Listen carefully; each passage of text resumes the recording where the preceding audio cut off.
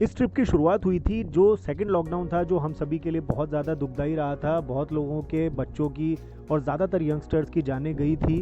उसके जस्ट जो बाद, जो लॉकडाउन के बाद रिलैक्सेशन हुआ था गवर्नमेंट की तरफ से, बस तभी मेरी इस ट्रिप की शुरुआत हुई थी। मैंने राजस्थान को काफ़ी हद तक कवर करने की कोशिश करी, बट जो किले खुले नहीं मिल पाए वो मैं नहीं देख पाया। तो बस आज के व्लॉग की इसकी शुरुआत करते हैं। सभी बड़ों को मेरी तरफ से बहुत बहुत प्रणाम।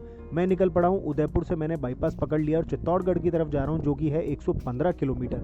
चित्तौड़गढ़ तो हम पहुँच जाएंगे, लेकिन बात ये देखने की कि हम आज किला देख पाएंगे नहीं देख पाएंगे। इस समय किला खुला मिलेगा नहीं मिलेगा, क्योंकि जब तक हम पहुँचेंगे तब तक शायद शाम हो ही जाएगी। तो अभी जस्ट मैं एक टोल प्लाजा से निकला हूँ, जो कि लोकल इंटरनल टोल था, जिसका नाम है डबोक टोल प्लाजा। तो ये जो डबोक टोल प्लाजा है, यहाँ पे मुझसे बोला गया, जबकि 40 रुपए लिखे हुए थे सिंगल के, पर मुझसे बोला गया कि आप 80 रुपए दे दीजिए। अगर आप 80 रुपए दोगे तो चित्तौड़गढ़ तक के आपके काट देंगे और आगे पर्ची दिखा देना। मैंने कहा ठीक है भाई साहब। अब देखते हैं सच बोल रहा है नहीं बोल रहा है। लोकल टोल राजस्थान को रेगिस्तानों का जो कहा जाता है, मतलब कि हाँ भाई ये जो राज्य है रेगिस्तानों से भरा है, लेकिन नहीं। अगर आप इस मौसम के अंदर आते हैं तो आप खुद देख सकते हैं, आपको चारों तरफ सिर्फ ब्यूटी ब्यूटी, एनवायरनमेंट से भरा हुआ एकदम खूबसूरती जो है ना, वो आपको चार चांद आपको लगाते हुए दिखाई देगी इस राज्य के अंदर, इस प्रदेश के अंदर। और ये जो रूट है जिस पे मैं जा रहा हूँ, इस रूट पकड़ लीजिए या कोई सा भी रूट पकड़ लीजिए, इस मौसम के अंदर आप चारों तरफ सिर्फ खूबसूरती आपको देखने को मिलेगी। और बहुत ज़्यादा एंजॉय करते हुए मैं इस ड्राइव को जा रहा हूँ सच में यार। क्योंकि पीस ही पीस, चारों तरफ एनवायरनमेंट, इतना ज़्यादा सुकून, और बस और क्या चाहिए यार। तो अभी जो हूँ मैं चित्तौड़गढ़ के रास्ते में हूँ, और जहाँ पे मैं रास्ते में अटक गया था वहीं पर ही मुझे करीब आप लोग मान के चलिए 40 मिनट लग गए थे, क्योंकि ओवरब्रिज का काम चल रहा था। तो उसके बाद में मैं वहाँ से फ्री होकर के फिर निकला हूँ, और अब बढ़िया सड़क चल रही है, हाईवे।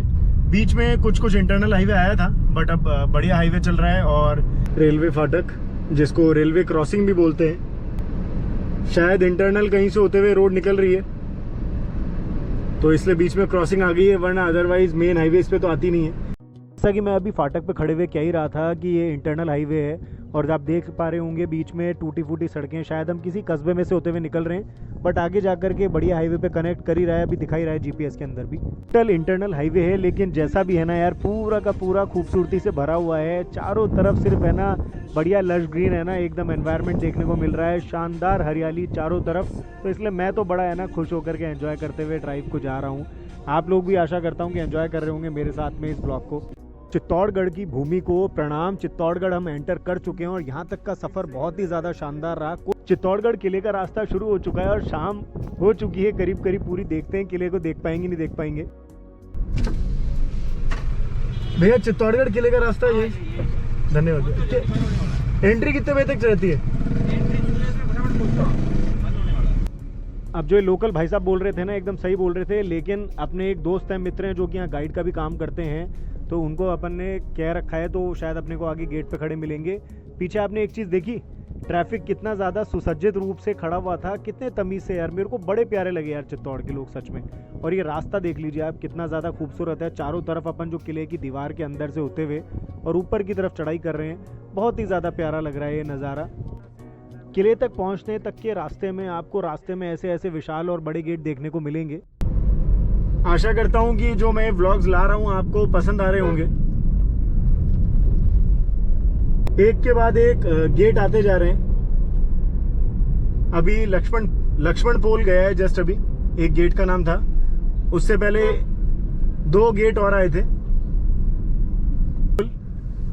अपने मित्र जो कि गाइड भी हैं, जिनके बारे में चर्चा कर रहा था, बस वो मिल गए हैं और हम चल दिए हैं। तो बस अभी कुछ ही देर के अंदर मैं किले के जगह पे, मेन जगह पे एंटर हो जाऊंगा, जहां से हम लोग किले के अंदर एंटर होंगे। बस पहुंचने वाला हूं मैं। ज़्यादा बड़ी चढ़ाई नहीं है, करीब 3.5 किलोमीटर की चढ़ाई है मेन बाजार से, और दूसरा ज़्यादा खड़ी भी नहीं है चढ़ाई, तो आप फटाफट पहुंच सकते हैं। बट 1303 के पहले अटैक में मंदिर वगैरह पूरे फोर्ट को खंडित किया जाता है। 14th सेंचुरी में राणा कुंभा इस पूरी फोर्ट को रिनोवेशन कराना, जिसके साथ इस मंदिर को वापसी बनाना। इस मंदिर को वापस बनाया गया जी सन 1433 के अंदर में। इस मंदिर का पहला निर्माण 8वीं शताब्दी में प्रथम राजा कालभोज के बप्पराल द्वारा भगवान विष्णु का तीसरा अवतार विराजमान था, भगवान जो वरा का। चित्तौड़गढ़ मीराबाई का ससुराल है। जो द्वारकाधीश में जो मूर्ति है वो ओरिजिनल है ना जी, जिस मूर्ति के अंदर मीरा लील हो गई कृष्ण की मूर्ति में। जो मीरा टेम्पल इसलिए नाम से जाना जाता है, इसी मंदिर में मीरा नाचना गाना करना, कृष्ण की पूजा करना, मीरा को मारने के लिए दोपहर अटैक करना, पॉइजन देना। अच्छा। जो मीरा ने जहर को अमृत में बदलना, इस तरह से इष्ट गोपाल मीरा का वर्ल्ड का पहला मंदिर है जिस मंदिर में कृष्ण की मूर्ति के साथ मीरा को पूजा जाता है। मैं नमस्कार पंडित जी। जय श्री कृष्णा। क्या खासियत बताई थी भैया आपने इस मंदिर की? ये सर मंदिर इस मीरा का है। हाँ जी। कृष्ण की पूजा करना, नीची कास्ट के साथ रूपना मीरा मूर्ति 1303 के अंदर में खंडित हो चुका है। 1303 में ओरिजिनल मूर्ति खंडित हो गई थी। जी। राधा अपनी सेना के साथ इस पूरे फोर्ट को डिस्ट्रॉय किया गया। अच्छा, अलाउद्दीन खिलजी आया था ना? रानी पद्मिनी की सुंदरता के लिए गरुड़ जिसे विष्णु जी का वाहन माना जाता है, गरुड़ उनका प्रतिमा लगा हुआ है। गरुड़ जी है ना जी। यहाँ से हम फोर्थ मोनूमेंट विजिट करेंगे। ये जो आप सामने टावर बना हुआ देख रहे हो, इसे टावर को नाम से जाना जाता है विजय स्तंभ। इसका निर्माण करवाया जाता है राणा कुंभ टावर। इसे सन 1448 में राणा कुंभ ने निर्माण कराया मालवा और गुजरात की विजय की खुशी में। इसे बनाने में 10 साल लगा। उस समय में इसका 90 लाख खर्चा है। 122 फीट इसकी ऊंचाई है। अंदर में आने जाने का मिलाकर 300 सीढ़ियाँ हैं। 300 सीढ़ियाँ हैं ना जी। तो जैसा कि भैया ने बताया, शिव डमरू की आकृति के जैसी इसकी पूरी की पूरी बनावट है जी। पर बाहर से आप मूर्तियाँ वगैरह देखते हो, किसी के पैर, किसी के मुंह, किसी के हाथ खंडित है।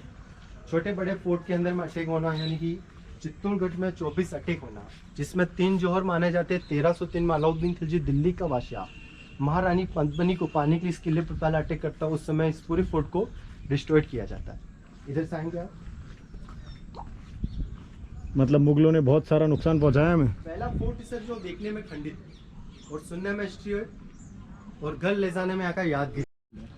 आपको मैं तीनों मोनूमेंट का एक बार हिस्ट्री बता देता हूँ। कौन सा? उत्तरी जौहर द्वार के नाम से इस गेट को जाना जाता है। सती एंट्रेंस गेट। जी, उत्तरी जौहर द्वार। कुछ दासियाँ इधर से, कुछ दासियाँ इधर से। 16,000 दासी समय 1303 में रानी के साथ जिंदा सती।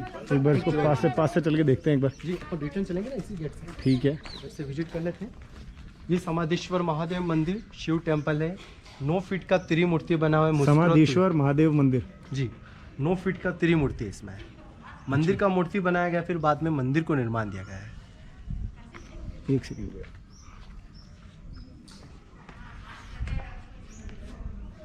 कहते हैं कि पहले मंदिर बनता है, फिर मूर्ति विराजमान किया जाता है। बिल्कुल बिल्कुल। मंदिर का मूर्ति पहले एक ही चट्टान पर 9 फीट का त्रिमूर्ति हाथ की कलाकारी से बनाया गया। अच्छा जी, एक जन्म देता है, एक मारता और एक पालन पोषण करता है। ब्रह्मा, विष्णु और महेश। वर्ल्ड में एक ही टेम्पल बना और जो पुष्कर में है। जी, ब्रह्मा के नाम से जाना, ब्रह्मा के नाम से जाना जाता है पुष्कर के अंदर। जी। इस प्रकार का 9 फीट का त्रिमूर्ति है। पर अभी वो बंद है। बिल्कुल पुष्कर वाला है ना? जी। ऐसा लेफ्ट में भी और राइट में भी है। ये सास बहु कुंड के नाम से जाना जाता है। सास बहु कुंड। जी, यानी कि एक समय पहले रानियां और दासियां सास और बहू साथ में नाकर शिव का सोमवार का पूजा करके अंडरग्राउंड सुरंग से अपने मेलों की तरफ लौट जाती थी। यानी कि उनका आना जाना अंडरग्राउंड गुफा सुरंग से होता था। इस प्रकार की 13 किलोमीटर की फोर्ट की वॉल है। जमीन लेवल से आप 500 फीट की ऊंचाई पर आ चुके हैं। गोमुख कुंड के नाम से इसलिए जाना जाता है अभी प्रेजेंट टाइम में कि गाय के मुख से नेचुरल कुदरती पानी गिरना बरसात के सीजन में। हर हर महादेव, जय जय शिव शंभू। आप सभी को ज़रूर आना चाहिए चित्तौड़गढ़ के किले में। और ये सारी जगह जहाँ जहाँ मैं विजिट कर रहा हूँ ना, आप लोगों को भी ज़रूर विजिट करनी चाहिए। मस्त विजिट है सच में। इसलिए वो फोर्ट आपको अच्छे देखने को मिलते हैं। और ये फोर्ट सर खंडित इसलिए है, यहाँ सर कटे पर दृढ़ युद्ध करें।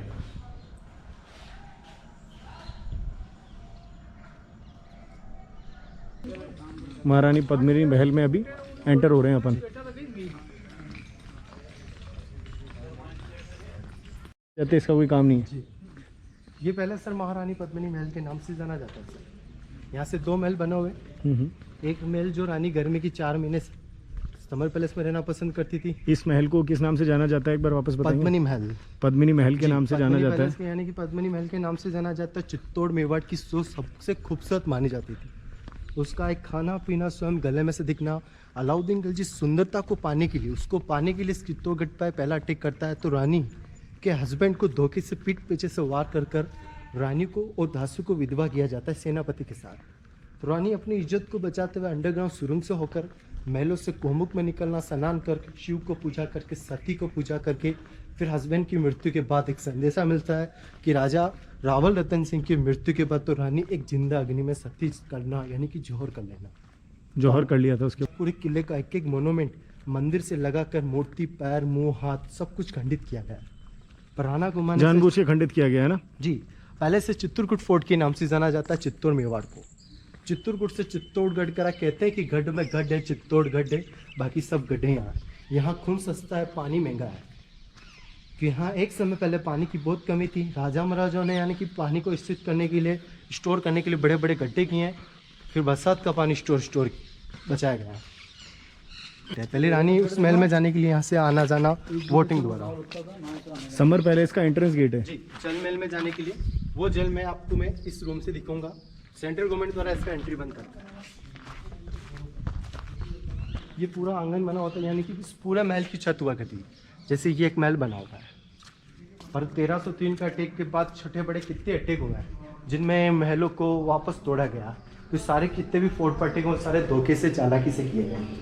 इधर गर्मी के समय में इस महल में रहना पसंद करते हैं, पर कुछ समय बाद पानी सूख जाना, पर गर्मी के हिसाब से भी महल ठंडा रहता है कि उस समय में लाइट, बिजली, ऐसी कूलर नहीं होता।